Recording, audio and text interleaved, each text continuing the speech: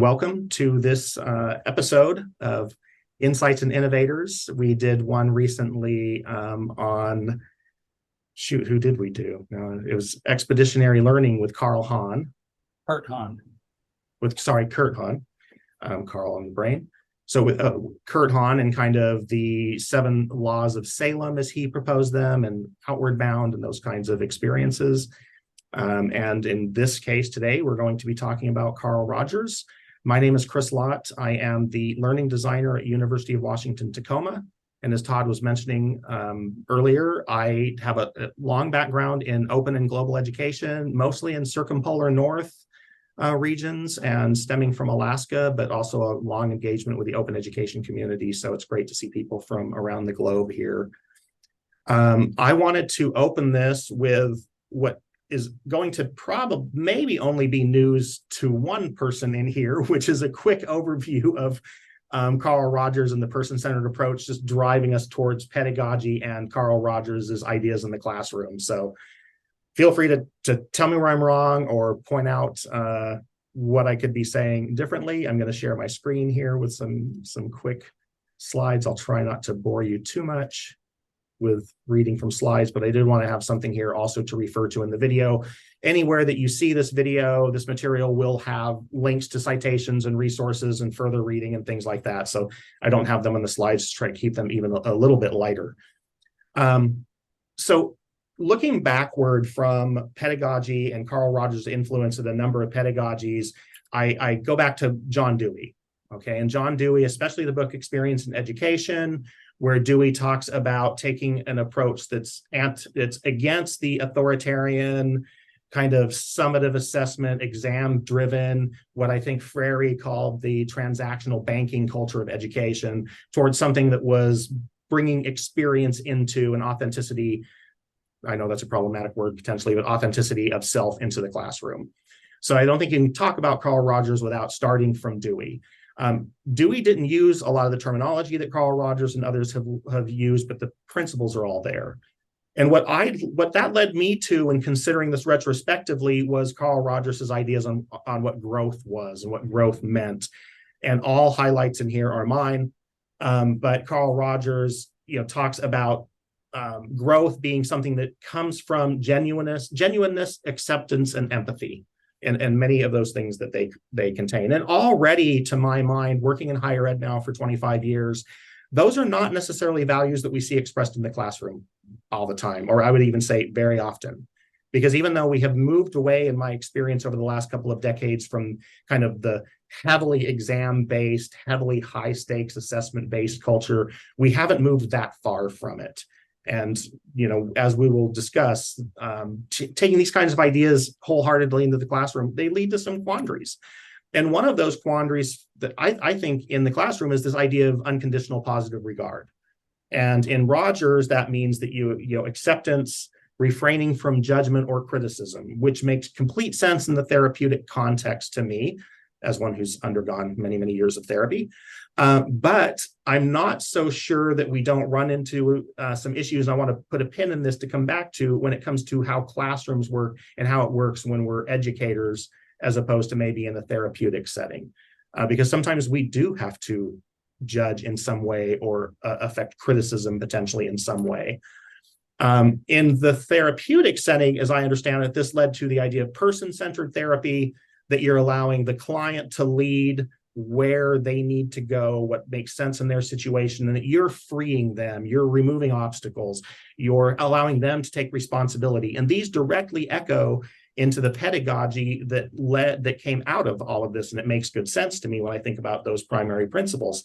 And that's the idea, of freedom to learn, as the famous book puts it, and as Todd will refer to many times, as will I.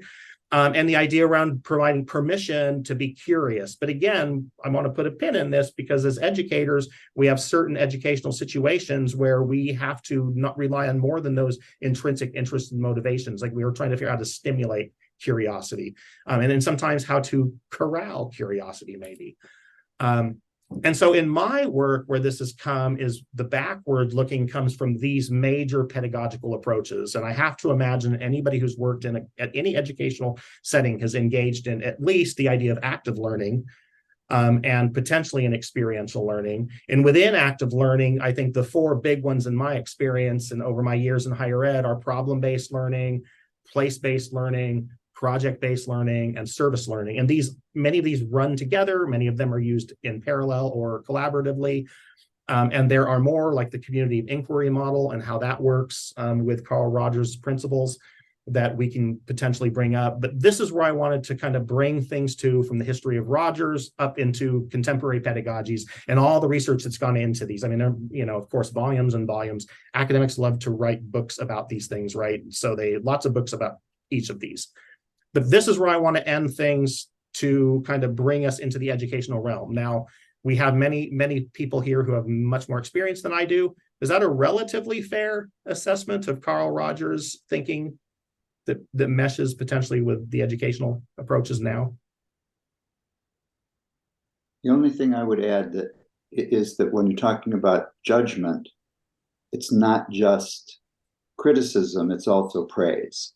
Yes. That is to say, judgment is acceptance. It's neither putting a positive spin on what the person did and saying you're wonderful, nor is it the opposite and saying you're less than wonderful. Yeah, absolutely. And I know in the community of inquiry research around Rogers, which I'm more familiar with specifically, there's the idea of regard and how the regard in the classroom takes on, can be positive and negative regard, but what you're ultimately doing is trying to provide freedom for those expressions. And then what seems to me like essentially an idea of resilience in the face of what we might see as the negative poles of that regard. So thanks. Yeah, that's a great point. Anybody else have anything you want to add that seems vital to Carl Rogers and education before we move on a little bit? Feel free to interject, raise your hand at any time, or throw something in the chat as well. And I will pay attention to that stuff. And Todd, do you want to talk a little bit about Carl Rogers and your experience? Sure, and I'll make it more brief than the Kurt Hahn introduction. That was a little, I won't little let you too go much. that long. Okay, like I think we timed it like 1 minute and 40 seconds, right? So my mom was a therapist. This thing here says becoming is superior to being, right there. It's hung either in my office or in my classroom for like 30 years. And it's a Paul Klee quote, the artist Paul Klee, becoming is superior to being. But I initially always attributed it to Carl Rogers early on. When I went to college, I think it was David or Bert said, I wanted to be a therapist. That was, that's what I was going to do with my life. And it took me about 6 seconds in a Prescott College classroom to realize that therapy and a good classroom environment were exactly the same thing. And it was probably me and what I needed at that point, but it was so apparent that the things I'd learned a little bit about being the world of therapy were perfectly applicable in a small, dynamic classroom. And I went to a very small liberal arts school. I was there for 1 year when I took a class called Alternative Methods in Higher Education. This was 1986. So if you can imagine a little school talking about, innovative things to do in college classrooms, that was the class. The textbook, or one of them, was this, right? So it was a revision, 1983, of Freedom to Learn. This is actually literally the same book. Pretty cool, huh? 1986. It's actually a textbook I used. And I got to tell you, it was like I was living what the book was saying. Like in the classroom, the faculty member who was teaching that class was also a therapist and had been teaching psychology for years. So his way of being in the classroom was exactly what Carl Rogers was saying to be and do. And I was in that space, right? So for me, and this sounds really not very professional or complex, but I feel like I felt the experience more than I was able to intellectualize and rationalize what was happening. And it was just hugely influential in how I became a teacher some years later, and how I have always sort of worked not just with students, but for the last 17 years, just with faculty. So that's kind of how I bumped into his work. And I think that one of the things, and if we want to start somewhere, we can go with this. I'm going to just give you an example. I'm going to put in the chat a quote from this book about self-evaluation. My college transcripts are 34 pages long, and they're full of these kinds of pages. There's not a single letter grade to be seen. They're all narratives. There's the course description, there's my evaluation of my work, and then there's the teachers about the faculty members' evaluation of the work. And I think that one of the things I learned in that space was that as we were deciding what to do with the course, the faculty member said, here's some big overarching goals. Now let's find out what we want to do more specifically as a group. And we could, the group could decide some of the direction that the class was going. And in addition to that, we could also nail down some things we wanted to do just as individuals in the course. I mean, we got obviously all kinds of other feedback, written and verbal, in that course. But I've always, as a teacher, I think, I left being a high school English teacher with asking students at the end of the course basically to tell me why they earned whatever grade they believe they learned or earned. And yeah, I did that in Photoshop classes for years at a community college as well. And I just feel like, for me, that was one element that Carl Rogers believed in and around. I love the self-initiated learning, or self-direction in learning is a huge piece of the puzzle. But I like the idea of responsible learning, like, what the heck is that? And I thought that is an interesting phrase in there. But anyway, that's how I got to this place, literally why I'm sitting here with Chris right now, because he had just a huge impact on how I saw my role in a group of people. And we can move with self-evaluation as a vehicle for conversation, as that is one of the elements of him in the world of a classroom. Any thoughts on that? Any other comments?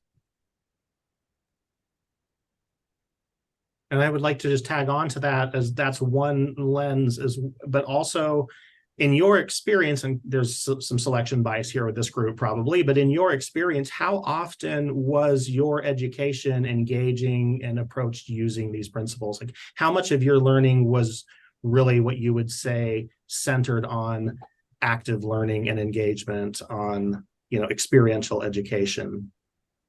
Just out of curiosity, since you're here, how did that factor into your education?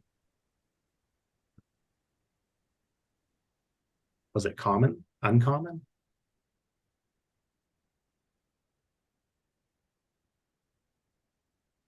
School I went to as an undergraduate, we had like 10, 8, 12 people in the classes. We all sat around a single desk or table. Anybody have that in their maybe graduate school experiences where that was part of the physical makeup of what was happening in your schooling? Well, I went to school long before the rest of you, from what I can see. I was in elementary school, I finished in 1958. So these things were not that common, but I had an interesting connection that I just thought of now. I started my master's degree in education, intending to go into supervision and administration. And by chance, my first course was in educational technology, a field I had never heard anything about. And I went and changed my major the same day. And in educational technology, what we did was we had a class on producing educational TV programs, producing educational films, producing educational graphics, designing teacher centers, designing learning centers. each one of these things could not be done on a large group in a large group way. And they all involve some kind of either individual work or committee work. Now, I didn't know anything about Carl Rogers then, but listening to what you're saying, I realized that essentially it was what we did was experiential. And I then continued to use it for the rest of my life as a teacher. And I tried to use it with my students also. I only taught on the post-high school level. Israel is a little different from was then and still is in terms of the openness of not just of teachers, but of learners to learn in a different way. And sometimes I would try to do a group work thing with a class, and they weren't interested. They just wanted to get their grade. They wanted me to fill them up, but there's that image of the picture, and the student is the picture, and the teacher fills up the picture. That's what they wanted. They didn't want to be bothered. But I would say that that was my real, is the way you're putting it, Todd. That was my way of being involved in experiential learning. Now listening to the rest of you, well, I'm looking back at it and saying I was very lucky, because that's not the way most people experience university or graduate studies. Anyone else have thoughts on where experiential education came into play in your own education?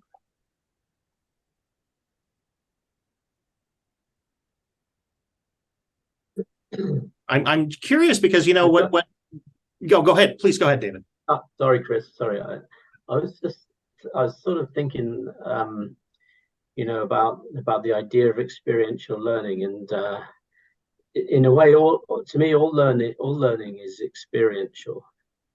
You know, because you're having an experience of something. So when I mean, I don't know how far back to go, but my first school experiences were at a Roman Catholic convent run by nuns education, where there was a lot of corporal punishment early in the 1970s in the UK. And my mother decided to remove me from the school because she just thought this is just a hideous way to try to educate children by giving them experiences of punishment and all sorts of things. So I went to then a very progressive school after that, where we were very free to do a lot of different things. And mostly we worked on projects, play, we did a lot of art, creative things. And during that experience, there was no sort of, this was pre-national curriculum. So there was no fixed curriculum in primary schools in those days in the UK. Then I went, unfortunately, back to a Catholic state comprehensive school and found myself pretty much like back where I was when I was 5, in a very tightly controlled, sort of very authoritarian, and basically we were all a bit wild. And I left there when I was 16. I had no qualifications, no CSEs, no O levels, and went out. And I had another set of experiences there, which was I can't learn. What I learned there was that I can't learn in a school setting, in an educational environment that gives this kind of experience where it's based on humiliation and shame and all kinds of things. And then about 10 years later, maybe 7 years after that, I went to an adult education college. And that's where it was completely different. We were treated like people. We were treated like we were able to learn, and we would sit and discuss, and there wasn't, apparently, maybe there was, I wasn't aware of it, some kind of curriculum that was taking shape within the course. We just seemed to go, sit, do a bit of reading, do a bit of work. And then that format for me followed right through my higher education as well. I was fortunate to go to Liverpool Polytechnic with a lot of psychologists there who would teach in this way. It was all seminars, and all the way through my whole education from them was all I felt, an experiential learning, which was far more in line with the kind of experiential learning Rogers was talking about and person-centered education is about. But for me, just I'll stop now. But all education is based on experience. It's how those experiences are supported and facilitated to unfold. For me, I think that's the thing that makes something more like a person-centered education, rather than just using the term experiential learning, which to me, you can have all sorts of experiential learning which are very structured, very directive, which are aimed to get you to do something, to have an experience of a particular kind. You set up exercises and you want people to feel a certain thing or think a certain way, and you can set that up. But to me, that wasn't the kind of experiential learning where I was going to learn the most from, or about myself in, and become more of a person myself. That had to be more non-directive, as a sort of pedagogical approach. Anyway, I'll pause. I mean, that resonates with me because often, I mean, it feels like my entire life in higher ed has been recognizing that sound pedagogy is most often antithetical to scale. And it's most often antithetical to the bureaucratic needs of a large organization.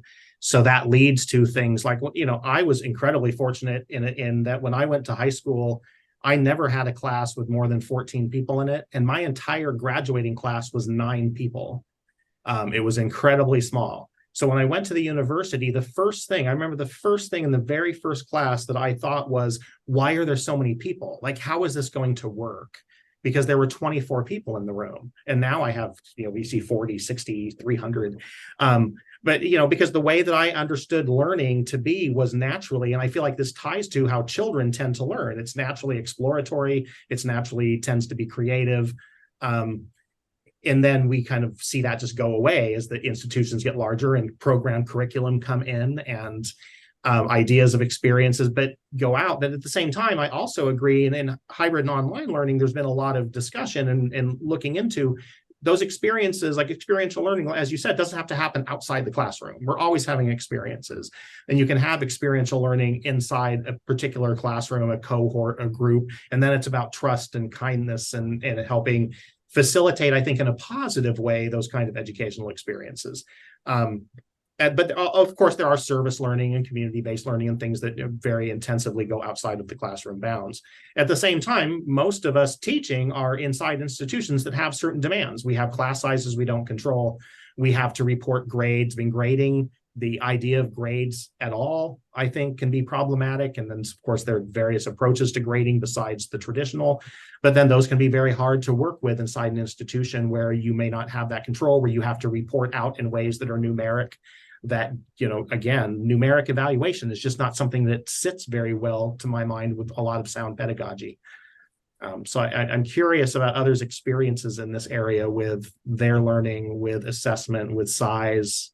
If you had experiential learning in the classroom, was it small courses? Was it inside a course? How have you experienced this, speaking of experiential learning?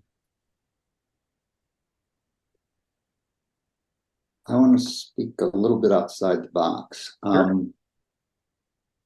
I was born in 1949. By 1974, I thought I'd finished my formal education. Absolutely none of that fits into anything that Carl Rogers would have liked. Then I took a practicum, and I wasn't involved in therapy or anything like that. I took a practicum, I think in the early 2000s, which was very much, it was client-centered. It was very much in that tradition. And then I went on to go to graduate school in the early 2010s. But when I went to graduate school, it was not my goal to learn. My goal was to get a degree. And I'm not saying that experience is what this turns on, but it has long been a conviction of mine that learning is not necessarily something that needs to take place in an educational institution. That is to say, if I'm an educator, I should not have the power to set goals for other people any more than I do as a therapist. So given that, I cannot have in my head that is a goal for these people to learn. That's their choice. That is to say, they can choose to learn, they can choose not to learn, they can be in the course for one reason or for another reason. What I need to do as a teacher is find out what their reasons are and then be there for implementing those reasons. So that's why I wanted to go a little bit outside the box. I would love to hear others share what they think about that and their experience with that, because to a degree, some of what you're describing is a regular kind of discourse around alternative grading, which it's like a shallower view of that, which is to say, right, bringing in specification grades, labor-based grading or whatever, which is to recognize that students have the reasons for being there, and it may be the credential. And in that case, what do they need to do? Because you are still beholden in most classrooms to certain outcomes you need to prove to someone, to some administrative entity or a certification board or whatever the case might be. And you know, so it's like we have this pole between the incredibly highly structured and the absolutely open, starting from curiosity, 3 credits in something, and where do we go from there? So yeah, I'm very curious. Oh yeah, sorry, Todd, you are correct. Heather Dillon, I know, is from UW-T, and I believe is in mechanical engineering. But Heather, if you are there, please let us know about you. Yeah. Hi everyone. I'm sorry I joined a little bit late. I was giving a quiz that went a little bit late, and of course wanted to give my students a little bit of extra time to finish that quiz. So sorry for being late, but I feel like I missed the formative part of the conversation. So I'm reluctant to dive in with my own thoughts too much. Well, I'm curious, Heather, though. Yeah, I mean, we'll have the recording so you can look back, but in terms of, I mean, one question might be in terms of your approach in teaching, because one phenomenon, at least in US higher ed, is that many teachers and many faculty members are never taught how to teach. Like they've never basically maybe ever taken a course in how to teach or had any experience other than learning through their experience of being in a classroom. So I'm curious, Heather, in your approach, do any of does service-based learning, community-based learning, problem-based learning, active learning, experiential learning, are those ideas that have come into your teaching? And if so, from your experience or from your development, or where do they come in? In engineering, there's not often a formal education around what service learning or experiential learning might be. But there are some really good professional development programs dedicated to helping engineering faculty learn more about those things. So I think, I mean, I have learned about these things as an educator, but certainly not while I was finishing my PhD. I think that would be a fair and a pretty normal experience for most people in STEM fields. But that said, I think that whenever you approach your classroom with an open heart and an open mind, I think a lot of STEM faculty are trained very rigorously in, the scientific method. And if you are open to, hey, what feedback am I getting from my students, which really looks like data, you can try lots of different things. You can try alternative grading. You can try things that are more experiential or more service learning. And I think that can be a really helpful approach for especially new faculty in science with a science background. So that's been, how I try and approach my classroom. I don't know if I answered your question. No, that's completely what I was wondering about. And in part because I think stereotypically STEM is seen as the area where it's least open to some of these approaches. And I think some of that's not true, obviously.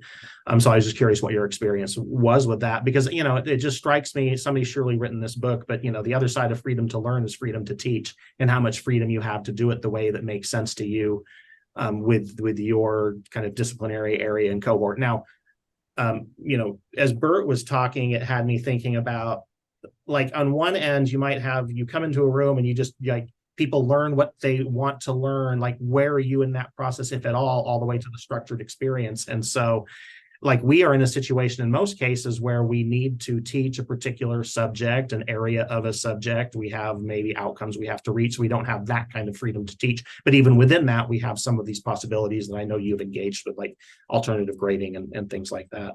David, it looked like you had something. Oh, scratching your head. Okay. Oh, we lost. Okay.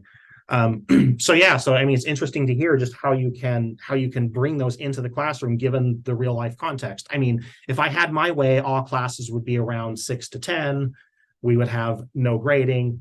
We would go through as kind of cohorts over years that we would get to, you know, I think there's a SLY facilitation technique. I mean, I'd call it SLY, but I think it's where you do need to bring people into, you know, at least some particular shared idea of what they're learning and what they're doing.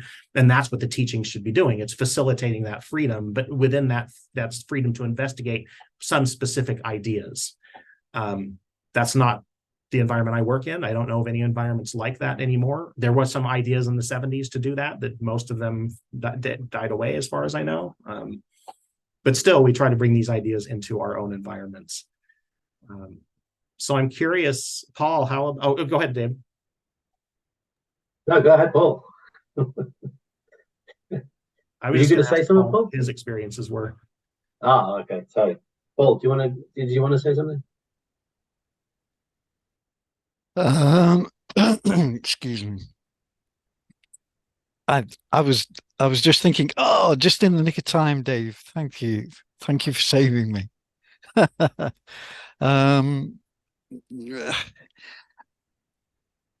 I mean, I'm not here as an educator in the sense that I don't work in an educational establishment, and nor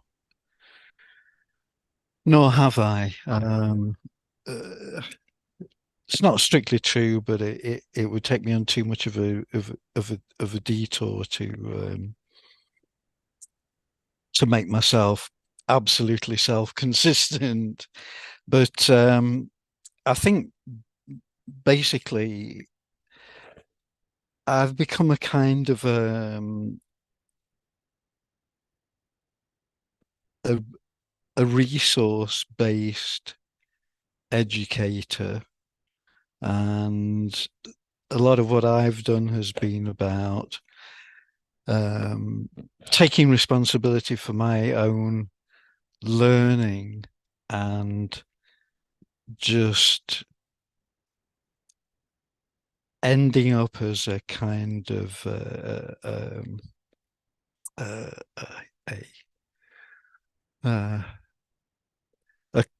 collector bordering on hoarder of digital resources. So I think that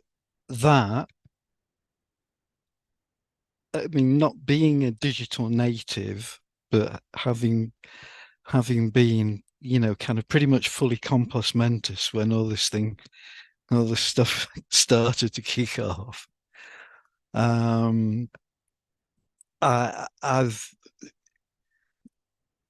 I've been very much into open learning, concepts of open learning, and the things like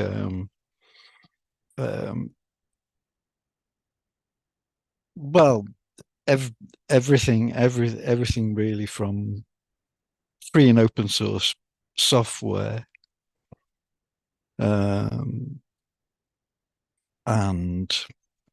you know, to different multimedia,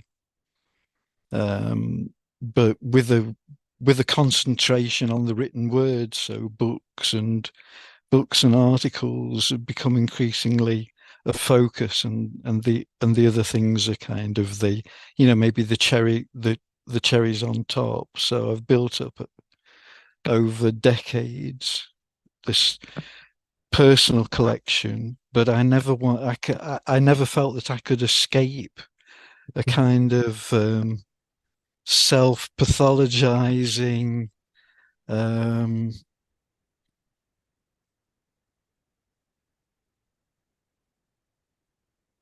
sense of that as being just a kind of part of my obsessive compulsive personality to collect things. So it became vital that the point of it was sharing. So now I've become a person who gathers and harvests, sometimes in industrial quantities, resources which have increasingly become specialized around the counseling and psychotherapy field. Yeah, I mean, you've kind of, a lot of what you've described feels to me like the plight of learning design, where it is responsive and resource based in a lot of ways. It's creating connections, it's figuring out information, information literacy versus fluency. And then of course that leads to open. I mean, like you and I have a lot to talk about at another time, I think, about this path, because it's very similar, and I think Todd's is too, in terms of how those connect together. And then also that idea, I mean, you are exemplifying the individually driven and motivated, intrinsically driven learning. That's what you want, like however you get there. I think that's a large part of the grind. I'm also, completely uncredentialed. I didn't even make it to the end of my bachelor's degree course, and I never really had it as an absolute kind of goal. I just wanted the university experience. I mean, so in my lifetime, I have hired probably 75 learning designers of various kinds, and almost, in fact, I can say for sure 2 of them had credentials in instructional design and learning design. The rest were musicians and artists and poets and geologists and all kinds of, because that was the important thing, that the credentialing was not important in that field. It just didn't make a lot of sense. So it makes total sense to me that you'd come to where you are without having to have engaged in that particular formality, which is really what it is. Because in the end, most of the time you have to unlearn being the things that you learned in the formal instructional design environment, in part because it isn't experientially based. It isn't authentic, I think, in a lot of ways, at least in many programs. So yeah. David, I know you had something to say before I wanted to make sure I recognized you.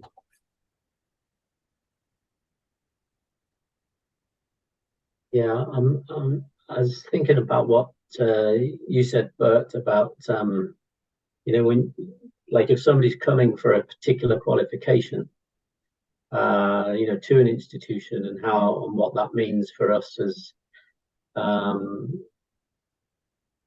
the sort of facilitators of people's learning towards that end goal. And I mean, the program that I'm involved with now, we have largely a group of people that come who want to be counselors, but by the time they leave, not all of them want to be counselors. We think that's a good we think that's a good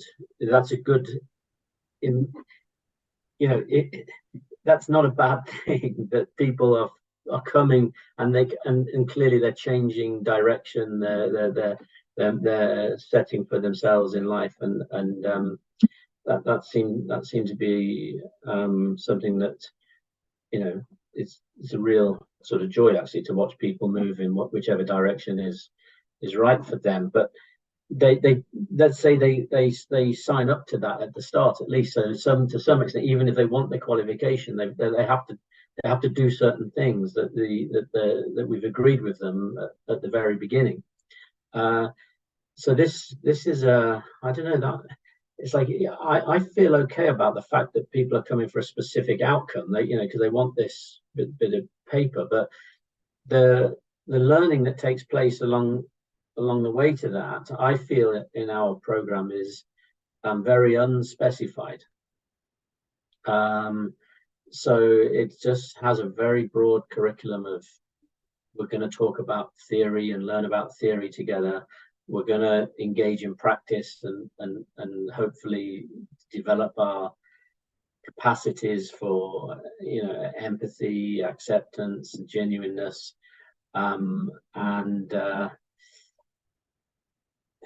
You know, that's pretty much the curriculum. There is no content in the rest of the course that's predetermined when we start, and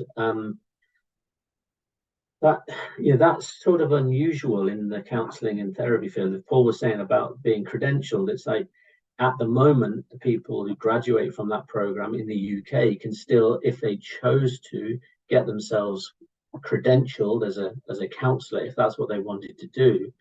But I would say that's quite rare in many parts of the world, where curricula are very tightly controlled and specified, and evidence has to be provided of how you're delivering the content, and these learning outcomes are being met. Like our learning outcomes on a program are they're just so vague. I mean, I don't know how I don't know. I just keep forgetting this is being recorded, but they're so vague.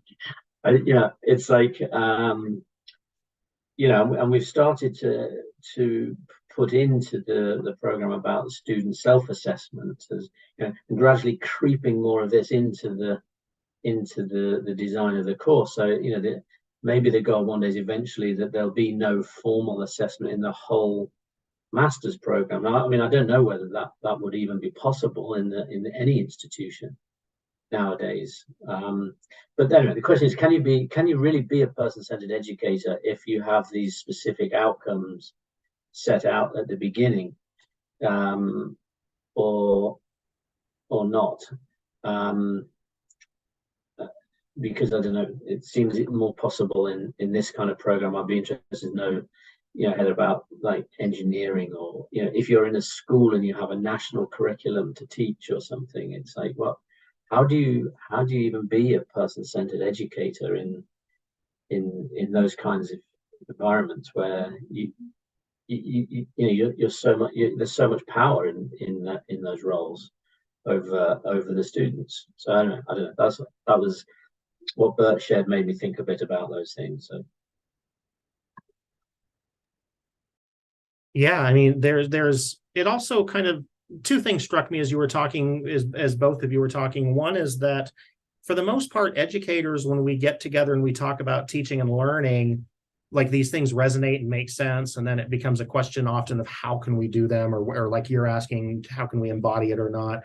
It also strikes me that really the people who need to understand this are the administrators who are driving a lot of this, because many of them don't. Like, I often want to say, like, teaching and learning are not what you think they are, but you're the one making the decisions about how it works in this organization. And I think that's kind of problematic.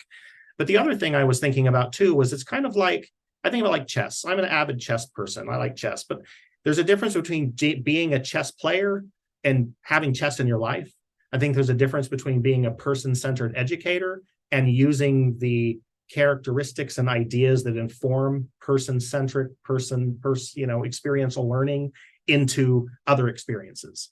Because I agree, I don't want to speak for Heather, but I can say pretty confidently my experience is I've never had that freedom in teaching within programs to kind of have that organic and loose of a flow, because ultimately I'm still reporting into these structures, and I'm meeting these certification needs, I'm meeting these exams and these assessments. But that doesn't mean I can't bring in some of the threads. So yeah, I can't wholly embody, you know, the person-centered approach, but I can bring some of it to make a kinder and more, I think, creative and rich classroom. So I think that's kind of where I'm coming from it. There's that ideal I can never reach, but I can try to bring it in, or help others bring it in my role here. I don't know, Heather, do you feel, what are some of those constraints you're dealing with when it comes to the customization and changes of pedagogy? Well, we have a really prescriptive curriculum in engineering because we have this national accreditation board. But that said, I think we have great flexibility as instructors for how we get to those. I mean, how we get to those thresholds, right? So you know, you do have to do some kind of assessment that tells an external accreditor, you know, where the students are at relative to sort of this standard for where we want them to be.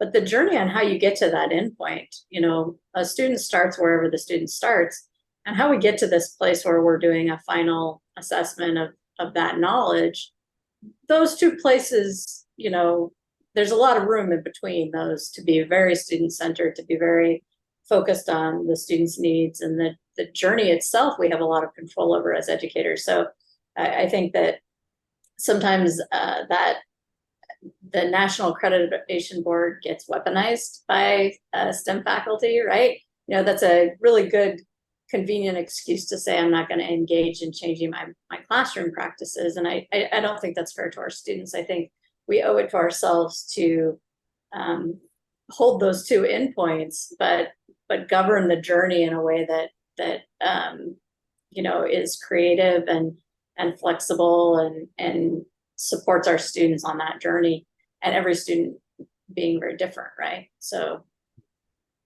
I think pressing against those constraints has led to those very discrete threads of pedagogy as well. So, I mean, there's a reason problem-based learning is so popular, because it allows you to bring some of these ideas into a more constrained classroom. And I think all of those, you weren't here, but I shared like 5 kind of common pedagogies, and I don't think you were here then, but they all have that same, I think, motivation, which is within the structure. What can we do to bring some of this into the classroom? And I don't think yeah, I mean, I think that's the journey. That's the challenge.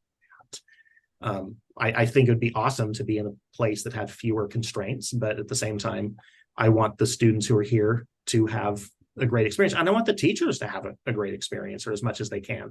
I mean, because the other side of all of this is that a lot of this, we're talking about the students, the learners, and it's, you know, learner centered, but at the same time, it depends on faculty enjoying to this, or having the motivation to do this. Like, they're also learners, and they're learning about how to teach in this system and in these subjects. So we have to figure out ways that Heather can be comfortable with these as well, right? And that's the ongoing, I feel like, I don't want to characterize it in battle terms, but it's the ongoing journey for a lot of us. Yeah, Todd.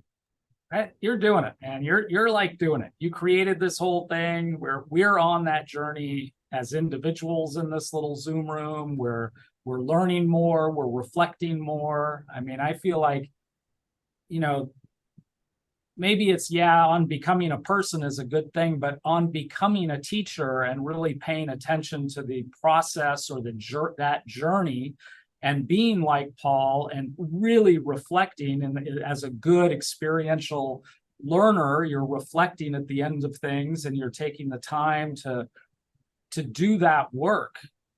That's what we want to set up for our faculty or our students, is spaces where they are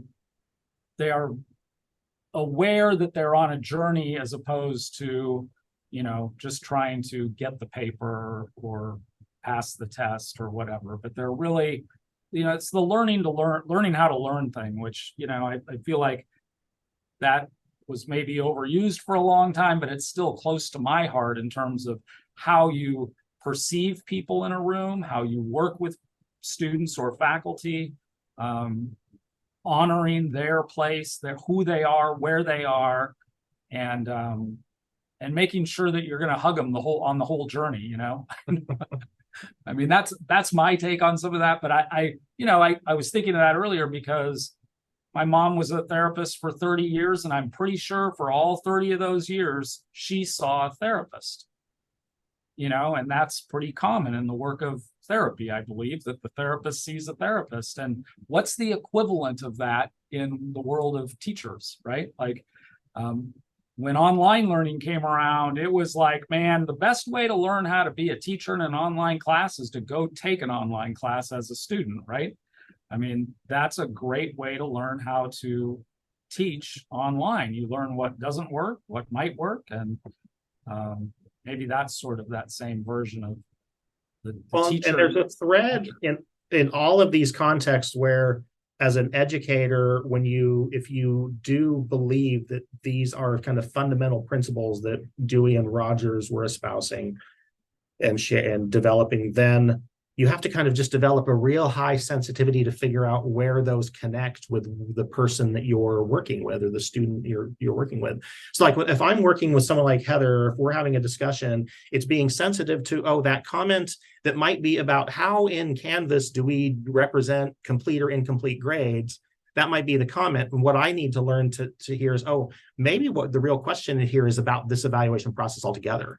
And how can we bring it to something that is more, and I know Heather does alternative grading, so I feel like it's a good example, right? That, oh, so maybe there's another way to approach this that is more in line and is more, learner centered. And where can, or if I'm talking with somebody and they're saying, I don't have the ability to bring to my students out in the community because I'm teaching online and we can't facilitate a place. And it's like, but there are other ways to bring experience in, as David was mentioning. There are other ways to connect with communities online to do community engaged learning.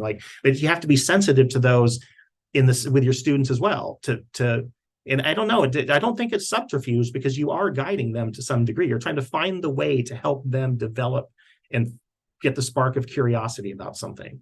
And that's where, when it works ideally, that feels like that's the best experience in the room, at least for me.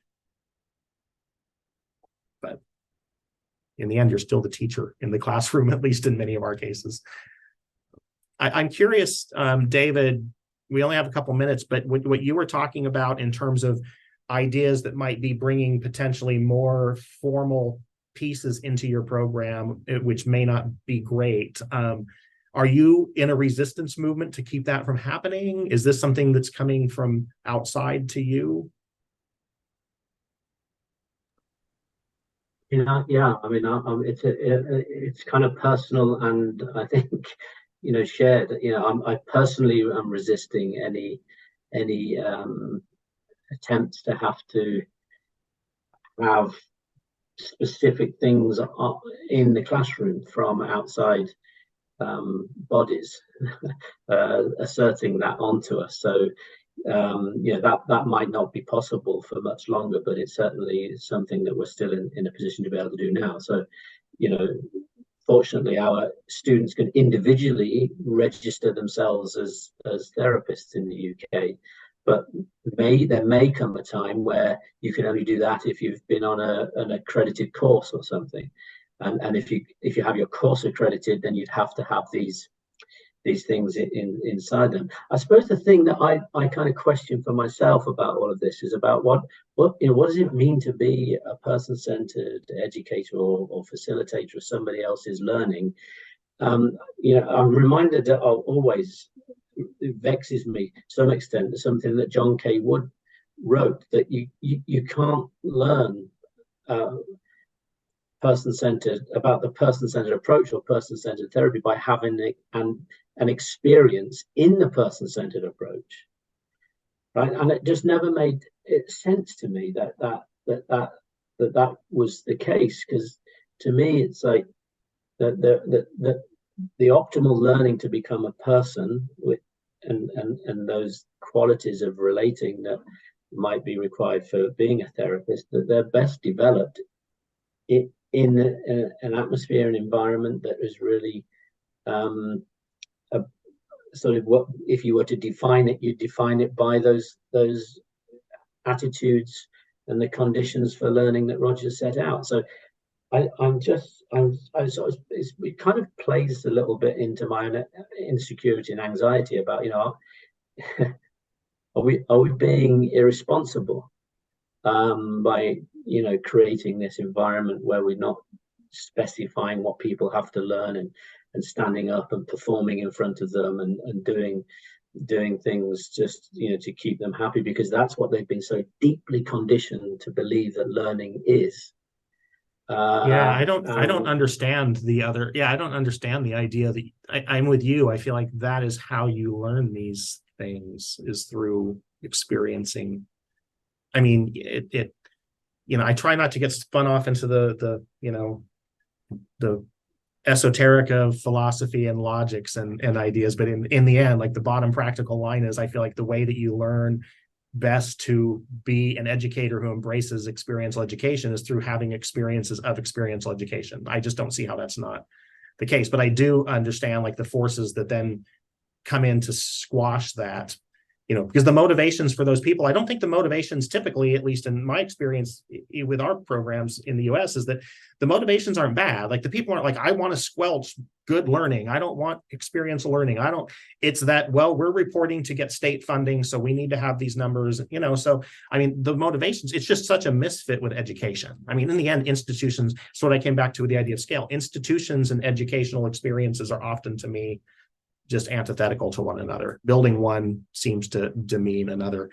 Todd brings up that our next session is on Neil Postman, and amusing ourselves to death. I don't know if you've heard of Neil Postman, but that'll be a fun one. Paul's nodding. I figured you probably would have for sure. I do want to be cognizant that it is 1:30, so I want to formally end our time here and note that wherever you're seeing this video in the future people, welcome. You will see links to resources and citations and other materials to support what we've been talking about here. So you can move on from here in contact from me and Todd if you are, especially within UW, if you're developing, but really anybody, I don't care, I'll help anyone, work with anyone to develop experiences like this. It'd be fantastic to hear from you. So I just want to end the time so people who need to leave can. And thank you all for your time and contributions. This is so excellent. Like this has been the highlight of my probably last 6 months. So I appreciate having you here. Thank you. All right. Thanks, everyone. And I will send you all a follow-up email with materials. Thanks. Really nice to see all of you here. This is super wonderful. Thanks. Yeah, I'm pleasantly surprised. You've overachieved. Oh, awesome. That's great. on my expectations.